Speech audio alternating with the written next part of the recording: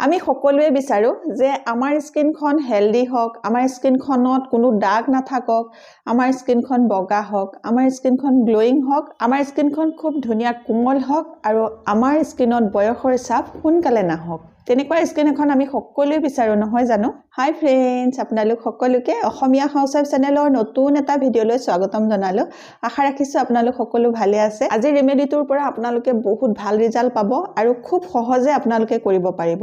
এখন উজ্জ্বল দাগবিহীন স্কিন সকলোৱে বিচাৰে আৰু এনে স্কিনে আমাৰ সকলোকে আকৰ্ষিত কৰে। আৰু এনেকুৱা এখন স্কিন পাবৰ কাৰণে আমি সকলোৱে অলপ হলেও চেষ্টা চলাও, কিন্তু এই চেষ্টা চলাওঁতে আমি কেমিকেলযুক্ত প্ৰডাক্ট ব্যৱহাৰ কৰি সেই চেষ্টাটো চলাব নালাগে। আমি সদায় নেচাৰেল বস্তুৱে আমাৰ স্কিনখনৰ কেয়াৰ কৰিব লাগে আৰু নেচাৰেলি আমাৰ স্কিনখন দাগবিহীন কৰিবলৈ চেষ্টা কৰিব লাগে, স্কিনখন হেলদি কৰিবলৈ চেষ্টা কৰিব লাগে, স্কিনখন গ্লোয়িং কৰিবলৈ চেষ্টা কৰিব লাগে। গতিকে আজি মই আপোনালোকলৈ লৈ আহিছোঁ খুব বঢ়িয়া এটা নেচাৰেল ৰেমেডি, যিটো ৰেমেডি দুটা ষ্টেপ থাকিব। দুইটা ষ্টেপে আপোনালোকৰ স্কিনৰ কাৰণে বহুত ভাল কামত দিব।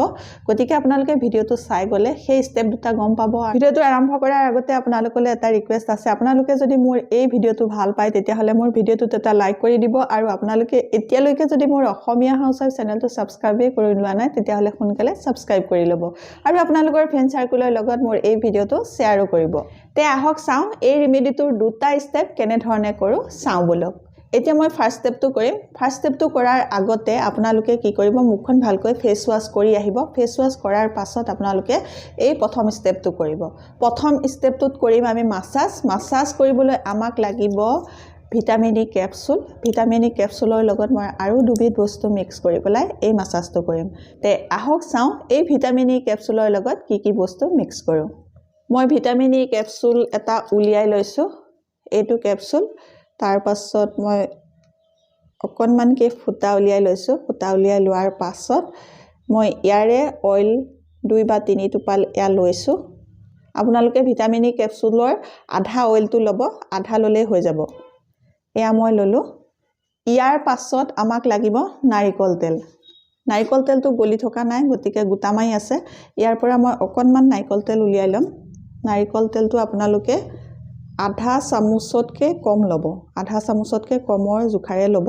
আৰু নাৰিকল তেল আৰু ভিটামিন ই কেপচুলটো মিক্স কৰি ল'লোঁ প্ৰথমতে। ইয়াৰ পাছত আমাক লাগিব এল'ভেৰা জেল। এল'ভেৰা জেল অকণমান ল'ব লাগিব।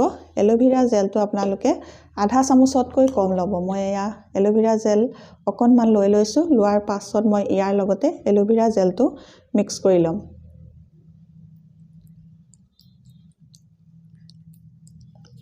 হাততে হৈ যাব প্ৰথম ষ্টেপটো। গোটেইকেইটা বস্তু মিক্স কৰি ল'লোঁ। মিক্স কৰি লোৱাৰ পাছত এনেকুৱা ক্ৰীমৰ দৰে হ'ব, বগা ক্ৰীমৰ দৰে হ'ব।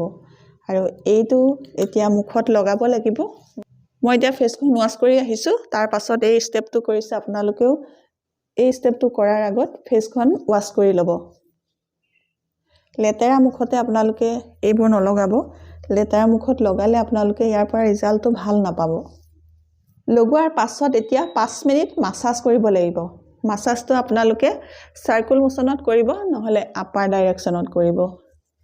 প্ৰথমতে মাছাজটো 5 মিনিট কৰি ল'ব লাগিব।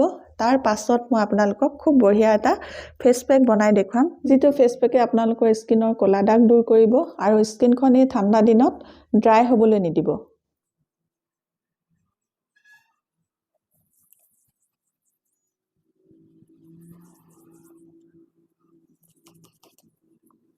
এই মাছাজটো যেতিয়া আপোনালোকে কৰি থাকিব, অলপ সময় কৰাৰ পাছতে আপোনালোকে গম পাব আপোনালোকৰ স্কিনত যদি ডেড স্কিন চেল আছে বা মৰা ছাল জমা হৈ আছে বা লেতেৰা আছে, সেইসমূহ লাহে লাহে আপোনালোকে মাছাজ কৰি থাকোঁতে হাতত পাব যে গোটা গোটা কিছুমান ওলাইছে।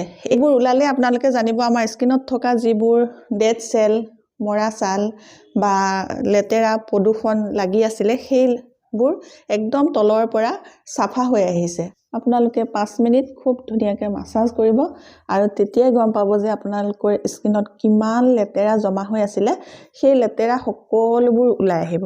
এইবোৰ যেতিয়া স্কিনৰ পৰা গুচি যাব তেতিয়া আপোনালোকৰ স্কিনখন খুব মিহি যেন দেখিব, খুব উজ্জ্বল দেখিব, খুব ধুনীয়া এটা গ্লো আহিব আৰু ইয়াৰ পাছত যেতিয়া আপোনালোকে সেকেন্ড ষ্টেপত সেই যেটো মই ফেস পেক দেখুৱাম আপোনালোকক ফেস পেকটো লগাব তাৰ পাছত সেই ফেস পেকটোৱে খুব বঢ়িয়া ৰিজাল্ট দিব এতিয়া মোৰ মাসাজ কৰি প্ৰায় হৈ গৈছে আৰু মুখটো সৰু সৰু গুটা গুটা মই পাইছো হাতত আৰু এইবোৰ এতিয়া সাফা কৰিব লাগিব সাফা কৰিবলৈ হলে আপোনালোকে এখন কটন কাপোৰ লব পাৰে শুকান কটন কাপোৰ কোমল একদম কপাহী কটন কাপোৰ লব পাৰে নহলে এখন টিস্যু পেপাৰ লব পাৰে নহলে এটুকুৰা কটন লব পাৰে কটন লৈ ধুনিয়াকে সাফা কৰিব লাগিব এতিয়া মই আনিছো এটুকুৰা কটন আৰু এই কটন টুকুৰাই লাহে লাহে মই মুখখন এনে ধৰণে মুছি মুছি সাফা কৰিম যিবিলাক লেতেৰা এই মাসাজ কৰোতে উলালে গুড়া গুড়া সেইবিলাক ধুনিয়াকে সাফা হৈ যাব তেতিয়া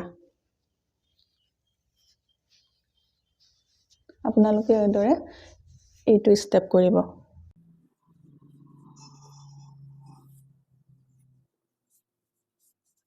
এতিয়া ফাৰ্স্ট ষ্টেপটো হৈ গল মই ধুনিয়াকে স্কিনখন সাফা কৰি ললো আপোনালোকে এদৰে সাফা কৰি লব মাসাজটো কৰাৰ পাছত ইয়াৰ পাছতহে সেকেন্ড ষ্টেপটো এটা ফেস পেক লগাব লাগিব ফেস পেকটো কি বস্তুৰে বনাও চাও বলক ফেস পেকটো বনাবলৈ মই ললো আধা চামুচ দৈ এয়া মই ডাঠ দৈ লৈছো আপোনালোকেও ডাঠ দৈ লব পনিয়া দৈ নলব ঠাণ্ডা দিনত স্কিনত দৈ লগোৱাটো বহুত ভাল স্কিনখন শুকান হ'বলৈ নিদিয়ে সেই কাৰণে মই লৈছো দৈ এতিয়া মই দৈ লগত মিক্স কৰিম পিঠাগুৰি আৰু পিঠাগুৰি মই লম এচামুচ পিঠাগুৰি ললো আধা চামুচ দৈ লগত এই পিঠাগুৰি আমাৰ স্কিনখন হেলদি কৰি ৰাখে আমাৰ স্কিনত থকা কলা দাগ দূৰ কৰে পিঠাগুৰিত এন্টি এজিং গুণ থাকে পিঠাগুৰিয়ে আমাৰ স্কিনখন বহুত বয়সলৈ ধুনিয়া কৰি ৰাখে গতিকে পিঠাগুৰিটো আমাৰ স্কিনৰ কাৰণে বহুত ভাল হয় সেই কাৰণে মই ললো পিঠাগুৰি আৰু ইয়াৰ লগতে আৰু এটা বস্তু মিক্স কৰিবলৈ আছে এতিয়া মই মিক্স কৰিম অকনমান মৌটো ঠাণ্ডা দিনত আমাৰ স্কিনৰ কাৰণে বহুত ভাল হয় আমাৰ স্কিনখন শুকান হ'বলৈ নিদিয়ে আমাৰ স্কিনখনত গ্লো আনে আমাৰ স্কিনখন উজ্জ্বল হোৱাত সহায় কৰে গতিকে মই লম এতিয়া ইয়াতে অকনমান মৌটো আপোনালোকে আধা চামুচৰ জুখাৰে লব তাৰ পাছত গুটেই কিটা বস্তু মিক্স কৰিব লাগিব মিক্স কৰাৰ পাছত ইয়াৰ লগোৱা পদ্ধতিটো মই আপোনালোকক কৈ আছো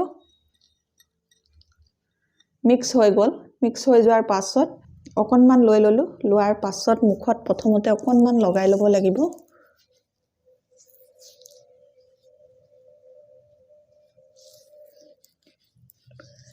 লগাই লোৱাৰ পাছত আপোনালোকে 2 মিনিট লাহে লাহে মাসাজ কৰিব লাগিব একদম লাহে লাহে স্কিনখনত যাতে অকনো কষ্ট নাপায় লাহে লাহে আপোনালোকে সাৰ্কুল মোচনত 2 মিনিট মাসাজ কৰি দিব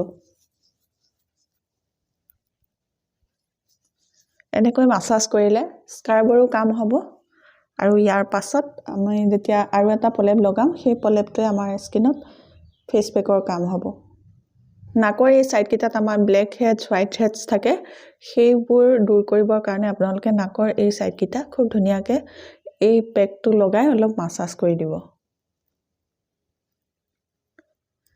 এই ঠাইখিনি আমাৰ অলপ খহটাও হৈ থাকে মিহি হ'বৰ কাৰণে এনেকৈ আপোনালোকে এই পেকটো লগাই মাসাজ কৰিব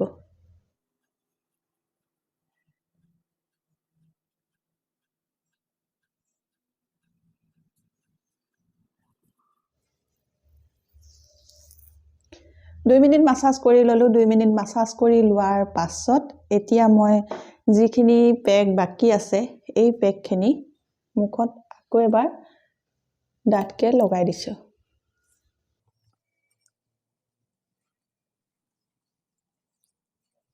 ডাটকে লগাব যাতে সোনকালে শুকাই না যায় অকমান সময় স্কিনত লাগি থাকিব লাগিব 20 মিনিটলৈ যাতে নুশুকায় তেনেকৈ আপোনালোকে ডাটকে লগাব পিঠাগুৰি দিয়া হৈছে কিয় স্কিনখনৰ কলা দাগ যোৱাবলৈ পিঠাগুৰিয়ে সহায় কৰে গতিকে ইয়াত মই পিঠাগুৰি দিছো আৰু ঠাণ্ডা দিনত পিঠাগুৰিটোৱে আমাৰ স্কিনখন ড্ৰাই কৰিব পাৰে সেই কাৰণে মই ইয়াত মৌ আৰু দৈ দিছো মৌয়ে আমাৰ স্কিনখন ময়শ্চাৰাইজ কৰি ৰাখে আমাৰ স্কিনখনত ড্ৰাইনেছ আহিবলৈ নিদিয়ে আমাৰ স্কিনখনত লাগি থকা যিবিলাক বীজাণু সেই বীজাণুবোৰ নাশ কৰাত মৌয়ে সহায় কৰিব আৰু মৌয়ে আমাৰ স্কিনখন গ্লো আনাত সহায় কৰিব সেই কাৰণে মই ইয়াত মৌ দিছো দৈও আমাৰ স্কিনখন ময়শ্চাৰাইজ কৰিবলৈ সহায় কৰে দৈয়ে আমাৰ স্কিনখন উজ্জ্বল কৰিবলৈ সহায় কৰে গতিকে গুটেই কিটা বস্তু আমাৰ স্কিনৰ কাৰণে ভাল কামত দিয়ে এয়া লগোৱা হৈ গ'ল লগোৱা হৈ যোৱাৰ পাছত এই দুটা ষ্টেপ কমপ্লিট হ'ল এই পেকটো আপোনালোকে সপ্তাহত দুবাৰকৈ লগাব পাৰিব আৰু এই পেকটো লগাই পেলাই আপোনালোকে 15 পৰা 20 মিনিট ৰাখিব